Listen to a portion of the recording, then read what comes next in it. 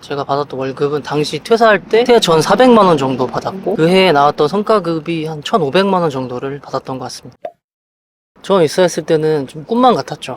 왜냐면 제가 정말 원했던 회사였거든요. 제 주변 사람들한테는 그 회사가 최고의 회사였어요. 처음 합격했을 때는 이제 꽃길만 걷겠구나. 이제 어깨에 뽕이 좀 가득 차가지고 되게 근자감이 막 가득 찼던 시기였던 것 같아요. 뭘 하든 난 될 놈이다. 인정받아서 좀 높은 곳에 올라가고 싶고 막 에이스가 되고 싶고 이런 욕심도 냈던 것 같아요. 처음에.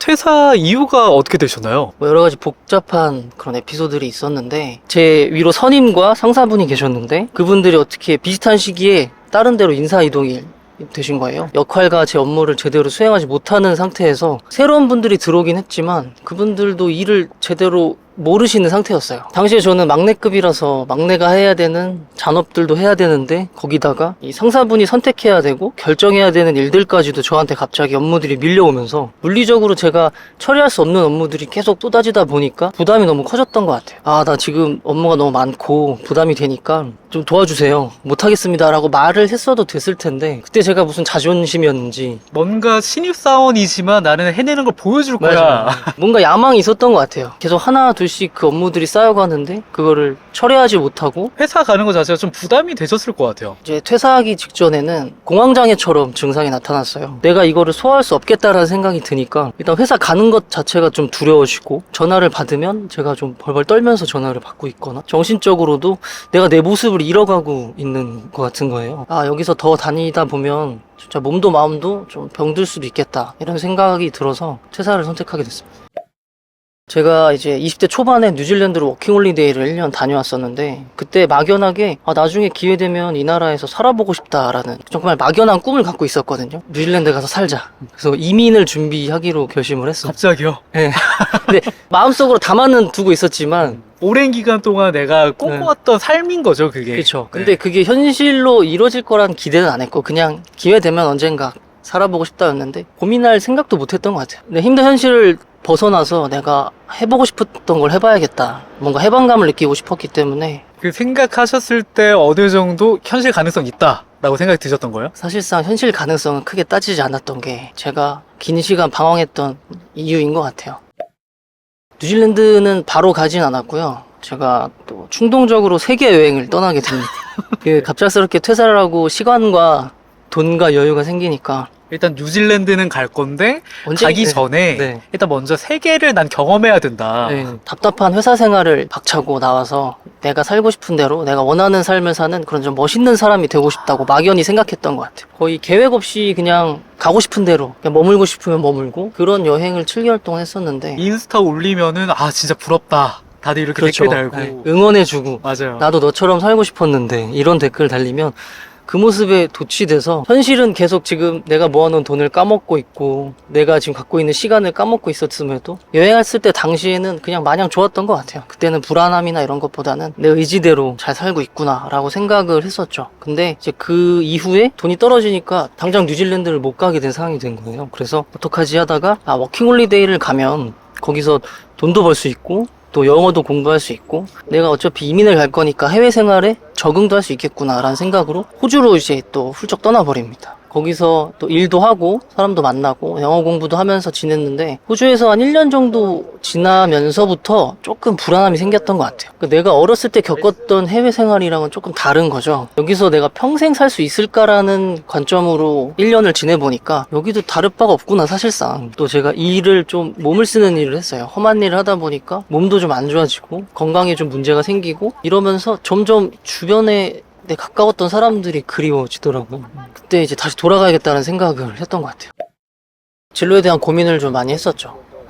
공무원 준비를 하겠다고 마음을 먹은 건 귀국을 하고 나서 내가 뭘 할 수 있을까. 나이가 33살이었고 이전에 다니던 직장은 커리어가 짧아서 경력으로 쓸 수도 없고 그래서 사기업에는 제가 다시 취업을 못할 거라고 생각을 했어요. 안 되겠다. 자신감이 없었던 거죠. 그래서 그러면은 내 과거나 나이는 중요하지 않고 시험만 합격하면 붙을 수 있는 게 뭐가 있을까 생각하다 보니까 공무원 시험이 떠올랐고 마침 그때 당시에 공무원을 역대급으로 많이 뽑는다는 소식이 있었어요. 너무 자연스럽게 나도 공무원 해볼까라는 생각을 가졌던 것 같아요. 그리고 주변에서 다들 너 정도면 9급 공무원은 금방 붙을 수 있을 거야. 이 말이 저를 딱 꽂히게 만든 것 같아요. 너무 조금 만만히 보고 시작을 했습니다, 사실. 일단은 아까 말씀드린 것처럼 너무 만만히 보고 시작을 했기 때문에 첫 시험을 보고 조금 놀랬던 것 같아요. 아, 이 정도 노력 가지고는 붙을 수 있는 시험이 아니구나. 시험에서 결과적으로 떨어진 이유라고 생각을 하는데 당황을 했어요. 예전처럼 그냥 공부를 해서는 안 되는구나. 마치 문제 푸는 기계처럼 문제를 보면 답이 딱딱딱딱 나와야 되는 수준까지 공부를 해야 되는구나. 이거를 깨달았을 때 내가 이거를 꾸준히 할 수 있을까? 왜냐면 그만큼 간절함이 없었던 것 같아요. 공부를 한 지 한 1년 반 정도 됐을 때 이제 두 번째 시험을 딱 보고 나서는 내가 진짜 이걸 원하는 게 맞나라는 고민을 하게 됐어요. 사실상 호주에서 돌아와서 진짜 제가 원하는 것이 아니라 현실과 타협해서 선택한 결정이었기 때문에 아무래도 이게 내가 정말 원하는 게 아닌데 그래서 내가 간절함이 부족하고 이 길로 쭉 공부를 하는 게 맞을까? 내가 남들처럼 간절한가? 라고 돌이켜봤을 때 스스로를 잘 알았던 것 같아요. 아, 내가 진짜 원하는 게 이게 아닐 수도 있겠다. 그러면서 슬럼프가 왔고 그 슬럼프가 길어지면서 그 은둔형 외톨이 생활로 점점 빠져든 것 같아요. 그러니까 이제 공무원 준비를 2년 반 동안 하고 포기한 뒤에 좀 말 그대로 만신창이었던 것 같아요. 몸이나 마음이나 주변 사람들, 가족이나 친구들이랑 아예 소통을 단절을 했어요. 부끄럽기도 하고 가족들한테 죄송한 마음도 들고 해서 아예 세상과 벽을 치고 소통을 안 했거든요. 체력은 당연히 떨어져 있고 일단 자괴감도 많이 들고 자존감이 많이 낮아져 있다 보니까 부정적인 생각만 머리에 가득했거든요. 힘들었던 것 같아요.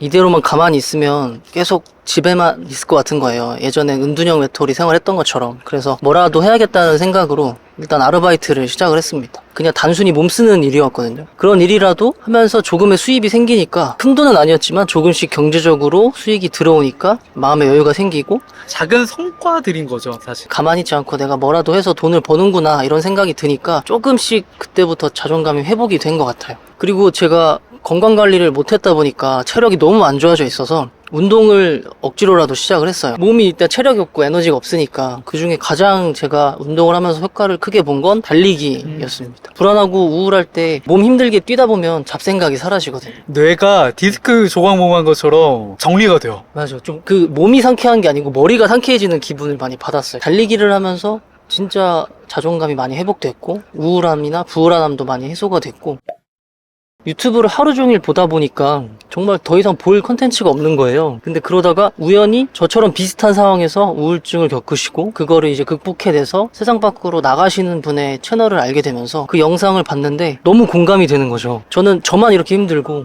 나만 이렇게 우울한 줄 알았는데 이 사람도 나랑 비슷한 경험을 했고 이겨내 나가려고 하는구나. 그리고 그거를 용기 내서 유튜브에 올리면서 사람들한테 희망을 주는구나. 이걸 보고 제가 사실상 은둔형 외톨이를 극복할 수 있었거든요. 그래서 그분의 영향으로 나도 한번 내 얘기를 허심탄회하게 하고 싶다 세상에. 유튜버가 돼야겠다 이런 생각이 아니고 누구에게도 내 얘기를 터놓고 못하니까 이 답답한 마음을 그냥 유튜브에라도 그냥 일기 쓰듯이 한번 허심탄회하게 써보자 라고 해서 뭐 누군가는 날 욕할지 몰라도 내가 겪었던 것처럼 또 다른 사람은 내 이야기 때문에 위로받을 수 있겠구나 이런 생각이 들어서 시작을 했던 것 같습니다.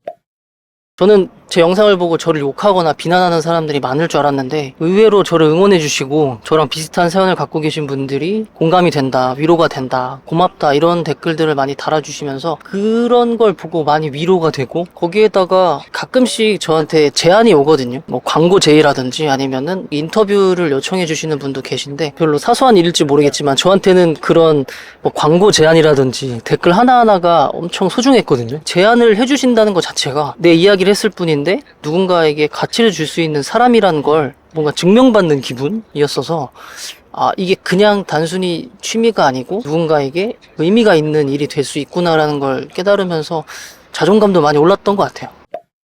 그리고 제가 어렸을 때부터 꿈꿔왔던 게 있는데 제 이야기로 책을 한번 써보는 게 꿈이었거든요. 뭐 내 이야기를 하는 게 좋아, 글을 쓰고 싶어 요렇게만 끝났을 수도 있는데 모호했던 것들이 유튜브를 직접 실행하고 사람들과 소통하다 보니까 내 이야기를 하는 걸 좋아하는 사람이구나 라는 거를 되게 확신을 갖게 된 것 같아요. 유튜브를 하면서. 어떻게 보면은 내가 지금까지 다른 사람들이 좋다라고 했던 거를 내가 원하는 거라고 착각하고 내가 거기에 시간과 에너지를 썼던 건데 내가 취미 삼아 시작했던 활동에서 내가 이런 거 좋아했었구나 라는 거를 다시 한번 좀 깨닫게 됐던 거네요. 제가 퇴사를 하고 거의 6년이란 시간을 방황을 했거든요. 포기도 하고 좌절도 하고 실패도 겪었지만 결국엔 제가 얻은 건 내가 어떤 사람이었는지를 좀 깨닫게 된 것 같아요. 그러니까 자기 객관하라고 하죠. 뭐가 부족하고 혹은 뭐가 그래도 남들보다는 나은 점이 있는지 이런 거를 제가 하고 싶은 거를 직접 부딪혀보고 직접 깨져보면서 몸으로 체감을 했었던 것 같아요. 제가 처음에 대기업 퇴사할 때는 제가 진짜로 원하는 게 뭔지도 모르고 그냥 막연한 꿈만 가지고 퇴사를 하다 보니까